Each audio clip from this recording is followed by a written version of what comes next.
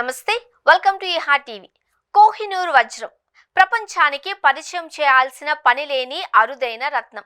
దీని విలువ 20 బిలియన్ డాలర్లు, భారతీయ కరెన్సీలో 1.7 లక్షల కోట్లు. అయితే ఇంతటి విలువైన రత్నాన్ని కొట్టేసింది ఎవరు?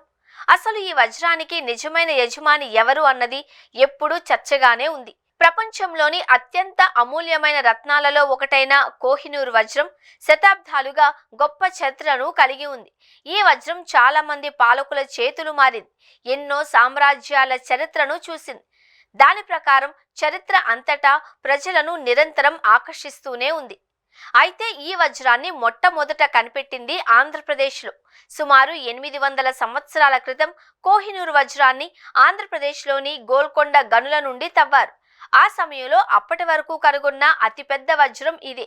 దీని బరువు సుమారు 186 క్యారెట్లు. ఈ విలువైన రత్నాన్ని కనిపెట్టింది కాకతీయుల జమానాలో కాబట్టి కాకతీయ రాజవంశం పాలకులై యజమానులు అయ్యారు. వారు దానిని తమ దేవత భద్రకాళి విగ్రహం ఎడమ కంటిలో ఉంచారు. 14వ శతాబ్దంలో ఢిల్లీ సుల్తాన్ అలావుద్దీన్ ఖిల్జీ కాకతీయ సామ్రాజ్యంపై దండెత్తి కోహినూర్ వజ్రాన్ని స్వాధీనం చేసుకున్నాడు.